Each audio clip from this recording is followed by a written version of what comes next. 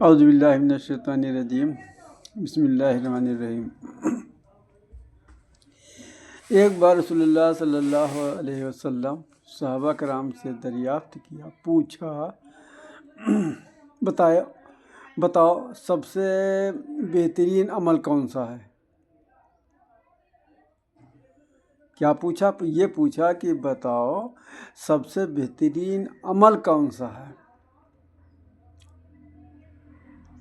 اللہ تبارک تعالیٰ کی نگاہ میں تو جو وہاں پر موجود تھے انہوں نے سب ایک ایک کر کے بتایا۔ کسی نے بتایا کہ نماز کو اپنے وقت سے پڑھنا اور 5 وقت کی پڑھنا۔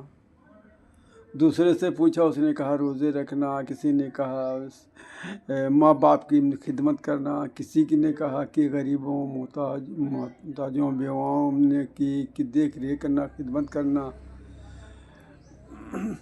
کسی نے کہا کہ مالیہ جہاد پہ جانا، یعنی اللہ کے راستے میں جو ہے لڑنا۔ لیکن آپ صلی اللہ علیہ وسلم ایک کے بعد سب سے پوچھا، لیکن سب کسی کی بات پہ رکے نہیں۔ پھر آپ نے فرمایا سب سے اچھا عمل وہ ہے کہ جو کنٹینیو کیا جائے، برابر کیا جائے، لگاتار کیا جائے، اس کو کبھی بند نہ کیا جائے، خواہ وہ کتنا ہی چھوٹا عمل کیوں نہ ہو دین کا۔ محترم، یہ بات تو ہمارے اور آپ کے ذہن میں کبھی نہیں آتی کہ یہ سب سے اچھا عمل وہ ہے جو برابر اور کنٹینیو کیا جائے۔ ہم بھی یہی بات ایسا بتاتے جو صحابہ کرام نے بتایا تھا کہ لیکن یہاں پر ٹھہر کر سوچنے کی بات یہ ہے، ہم اپنی زندگی کا جائزہ لیں۔ کیا یہ کام ہم نہیں کرتے ہیں کہ کوئی کام شروع کیا، تھوڑے دن تو بڑے دھوم دھام سے کیا، بڑے زور شور سے کیا، بڑے حوصلہ اور جذبے کے ساتھ میں کیا، اور اس کے بعد میں ٹائم فس ہو جاتا ہے کام، یعنی وہ کام بند ہو جاتا ہے، چھوڑ دیتے ہیں۔ ہم تھوڑا رسول اللہ صلی اللہ علیہ وسلم کی سوانح عمری پہ نگاہ جب ڈالیں گے تو یہ پتہ چلتا ہے کہ آپ نے جو کچھ کام کیا مسلسل کیا۔ جی ہاں، مسلسل کیا۔ مثال کے طور پہ آپ عصر کی نماز پڑھنے کے بعد امہات المومنین یعنی اپنی بیویوں کے پاس تھوڑی دیر کے لیے جایا کرتے تھے۔ ایسا نہیں ہے کہ مان لیا تھوڑے دن گیا پھر اس کے بعد میں بند کر دیا۔ ہاں، وہ بات الگ ہے کہ جب مان لیا جہاد ہوتی تھی یا اگر کوئی کام ہوتے تھے یا مشکلیں ہوتے تھے، آپ باہر ہوتے تھے، وہ الگ بات ہے۔ لیکن جب گھر پر موجود ہوتے تھے تو ضرور یہ کام کیا کرتا، برابر آپ کرتے رہیے کام۔ یا غریبوں، مسکینوں اور بیواؤں کی جو ہے مدد جو مان لیا کرتے تھے، آپ نے برابر کیا۔ یہ نہیں کیا کہ پہلے تو کرتے تھے پھر بعد میں چھوڑ دیا، یہ کبھی نہیں ایسا ہوا۔ یا آپ جو دینی محفل مالیہ لگایا کرتے تھے، کسی وقت وہ روز لگایا کرتے تھے، اسی وقت پہ لگایا کرتے تھے، تو ہمیں ان کی زندگی سے پتہ چلتا ہے کہ آپ برابر وہی کام کیا کرتے تھے، مسلسل کیا کرتے تھے، کیونکہ یہ کام اللہ تبارک تعالیٰ کی نگاہ میں سب سے بہترین عمل ہے اور کام ہے۔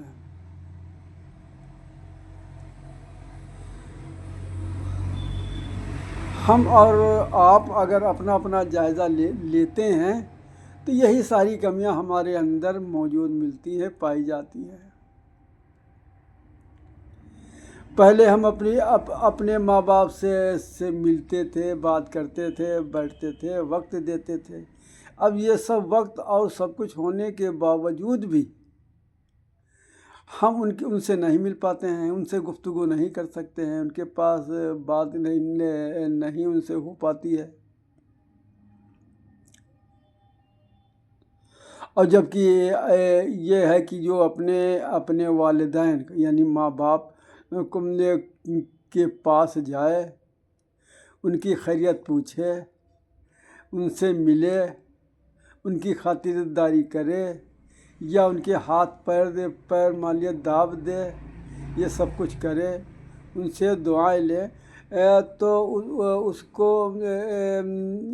کو حج مقبول کا ثواب ملتا ہے۔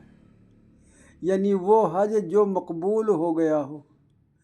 اور یہ جو حج کیا جاتا ہے اس میں خدشہ لگا رہتا ہے، پتہ نہیں ہم نے یہ حج کیا ہے ہمارا مقبول ہوا یا نہیں ہوا، لیکن اس کے لیے بتایا گیا ہے وہ حج مقبول کا ثواب ملتا ہے۔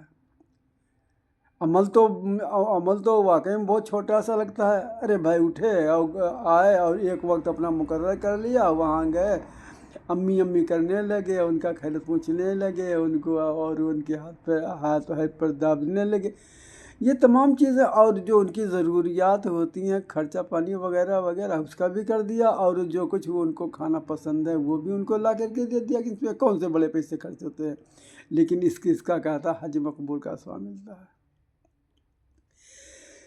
اس کے علاوہ اور تھوڑا سا ہم اپنا بتاتے چلیں کہ دیکھو یہ کمی ہمارے اندر سب سے زیادہ ہے، یہ کمی جو کسی عمل کو کرنا اس کو چھوڑ دینا، یہ سب سے بڑی کمی اگر ہم دیکھ رہے ہیں تو شاید ہم سے زیادہ اس کمی والا کوئی انسان آپ کو دیکھنے میں نہیں ملے گا۔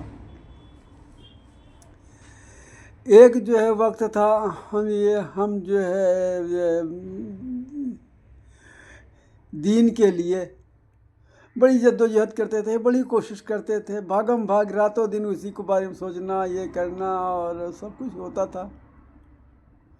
یہاں تک کہ ہے اگر ذمہ دار یہ شخص یہ مالیہ بتا دیتے کہ وہ جمعہ جو آ رہا ہے اس وقت آپ مالیہ فلاں گاؤں میں جائیں گے، اور مالیہ جو ہے جمعے میں آپ اعلان کریں گے، اور ادھر سے فلاں صاحب آ جائیں گے، وہ تقریر کریں گے، وہ بات کہیں گے دین کی، تو بہرحال ہم بغیر سوچے سمجھے ہم یس کر لیتے تھے، اور اسی پہ عمل ہوتا تھا۔ جب وہ پوچھتے تھے گئے تھے، ہاں بھائی گئے تھے، اور وہ بھی آ گئے تھے، یعنی اس طرح سے، اور اسی کی برکت سے، اسی کی کوشش سے یہ جو کنٹینیو کی بات چل رہی ہے نا برابر کی، تو آس پاس کی قریب جتنے گاؤں تھے، یعنی قریب مان لیا 10 یا 12 گاؤں ایسے تھے کہ جو ہماری اور کسی اور دوسرے کی کوشش سے اس میں جو ہے اچھی سی دین کی بات وہاں پر پہنچ گئی۔ ہر وقت یہی رہتا تھا کہ عصر کی نماز وہاں پڑھیں گے، ظہر کی وہاں پڑھیں گے، اور مغرب کی وہاں پڑھیں گے، یہ سب وہاں رات میں قیام ہوگا، یہ تمام چیزیں ایسی ہوتی تھیں۔ تو بہرحال کل ملا کے، لیکن دھیرے دھیرے وہ مالی سلسلہ ختم ہو گیا۔ اس کے بعد میں ایک دور ایسا آیا کہ مالیہ ہم جو ہے شعر شاعری کا شوق پیدا ہو گیا اپنے آپ سے، کسی کو دیکھ کر کے نہیں، اپنے آپ سے، اور وہ اس میں شعر شاعری آپ سنیں گے تو آپ بھی کہیں گے یہ کیا، یہ جاہلانہ شعر شاعری ہے۔ ارے بھائی شعر شاعری وہ ہوتے جس میں ردیف اور قافیہ یہ تنگ نہ ہو، یہ برابر ہو، یہ ایسا ہو اور ویسا ہو، دونوں بہر برابر ہوں، تمام چیزیں اس میں ہوتی ہیں جو بہرحال، لیکن اس سے ہم سے کوئی مطلب نہیں تھا، کہاں بہر جا رہی، کہاں جو ہے ردیف جا رہا، کہاں قافیہ کیا ہوتا، اس سے کوئی لینا دینا نہیں، لیکن ایک بھوت سا سوار تھا۔ لیکن ہاں وہ مان لیا شعر شاعری کوئی ایسی نہیں ہوتی تھی، وہی مان لیا دین سے متعلق ہوتی تھی، لیکن اس میں تختاند مل جائے، آخر میں بات جو نکلے وہ ایک سی ہو جائے، بس کام ہو گیا ہمارا۔ تو اسی پہ چاہے کھیت میں کام کر رہے ہوتے ہوں، چاہے کوئی کچھ بھی ہو، کچھ بھی کرتے ہوں، کیسے ہم نے مان لیا قریب بہت سے کام کیے ہیں دیہات میں جو ہوتے ہیں۔ ہاں تو مان لیا وہاں نرائی ہو رہی ہے، پین پاس میں رکھا ہوا ہے، اور مان لیا کہ کاپی بھی جیب میں پڑی ہے، پرچہ پڑا، اب وہ کام اپنا کر رہے ہیں، لیکن وہی سوچ رہے ہیں۔ تو ایک بار ایک ذہن میں ایک بات یہ آئی کہ نیکی مالیہ جو زیادہ تر مسلمان یہ سمجھتے ہیں، جو یہ دین کی ایک بات کو پکڑ لیتے ہیں، سمجھتے ہیں بس یہی مالیہ دین کا کام ہے، اس کے علاوہ اور کوئی مالیہ دین کا کام ہے ہی نہیں۔ جو بھی کوئی انسان مالیہ نماز پڑھتا ہے وہ سمجھتا ہے ہاں نماز ہے، روزہ بس دین ہے۔ کوئی سمجھتا ہے اگر غریبوں مسکینوں بیواؤں کی مدد کرتے رہو بس یہی دین ہے۔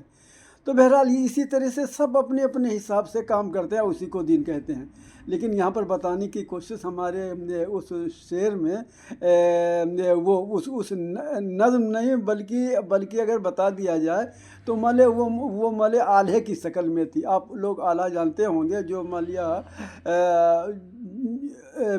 جس میں بھی مالیہ وہی جو ہے الفاظ ہوتے ہیں، بہرحال اسی سے بات سمجھ میں آ جاتی ہے۔ ہاں خیر، تو میں اس چیز کے ہاں تو یہ بھی بتاتا چلوں، پہلے تو مالیہ اس میں نظم کے شکل میں تھی، سیدھی سادھی سی ہوتی تھی، اور پھر مالیہ پھر دوسرا موڈ ایسا بدلا تو پھر مالیہ آلے کی شکل میں ہو گئی۔ تو بہرحال تو بات یہ چل رہی تھی کہ مالیہ ہر ایک یہ سمجھتا ہے کہ مالیہ جتنا ہم جو کچھ کر رہے ہیں بس وہی دین ہے۔ لیکن اسی کو وہ جو ہے اس گاؤں اس ہاتھی کی مثال دی جو گاؤں میں آ گیا تھا، سارے لوگ اندھے تھے، اور جس نے جو کچھ ٹٹول کے دیکھا کہا بس ہاتھی ایسا ہی ہوتا ہے۔ کسی نے پونچھ پکڑی رسی بتایا، کسی نے پیڑ کو ٹٹولا، اس نے دیوار بتائی، کسی نے پیر پکڑ لا ہاتھی کا، کہا یہ کھمبا جیسا ہے۔ تو اسی کو ہم نے اسی آلے کی شکل میں اس کو کچھ کہا تھا، لیکن وہ کہنے کا مطلب وہ ساری کی ساری چیزیں اب ختم ہو گئیں، بند ہو گئیں۔ جیسے مالیہ جیسے ایک گاؤں میں سگرے اندھے آنکھن والا ایک اور نائے۔ ایک دن ان کے گاؤں میں ہاتھی پہنچا، دیکھیں بھاگے سبھی بھائی، جے پہ ہاتھ میں پیٹ آوا بتاوا وہ دیوار کا ایسا ہوت ہے بھائی۔ پکڑی سے جس نے پوچھ وہ بولا تم کا کچھ تو معلوم نہ ہے، ہاتھی ہوت ہے رسی جیسا، کا ہم سے پوچھو بھائی۔ اس طرح سے بہرا آئے بھائی لائے کہ یہ مالیہ اس کو تختانت ملا کر کے پورا اس میں یہ بتایا گیا تھا کہ دیکھو بس ہم لوگ اس اندھے لوگوں کے طریقے سے ہیں جو ہاتھی ٹٹول کر ساری باتیں اپنے بتا رہے تھے کہ بس یہی ہاتھی، ایسا ہاتھی ہوتا ہے، ایسا ہاتھی ہوتا ہے۔ تو عزیز محترم، اللہ پاک سے دعا ہے اللہ پاک ہمیں کہنے سننے سے زیادہ عمل کی توفیق عطا فرمائے، اور جو ہم اچھے کام اگر جو ہم بھی کر رہے ہیں، چاہے نماز کے بعد سوتے وقت اگر مالیہ تین بار سبحان اللہ و بحمدہ سبحان اللہ العظیم کہہ کے سوتے ہیں، وہ برابر سوتے رہیں۔ اگر مالیہ نماز میں ہم کو کچھ کہہ کے کچھ پڑھتے ہوں تو اس کو برابر پڑھتے رہیں، اور راستے گلی میں اگر ہمارے چلنے پھرنے کی میں کچھ مالیہ کلمات کہتے ہوں، ذکر کرتے ہو تو وہ برابر کرتے ہیں۔ تو اللہ پاک سے دعا اللہ پاک ہمیں کہنے سننے سے زیادہ عمل کی توفیق عطا فرمائے، اور جو ہم عمل کریں اس کو کنٹینیو کرنے کی بھی توفیق عطا فرمائے۔ السلام علیکم ورحمۃ اللہ وبرکاتہ۔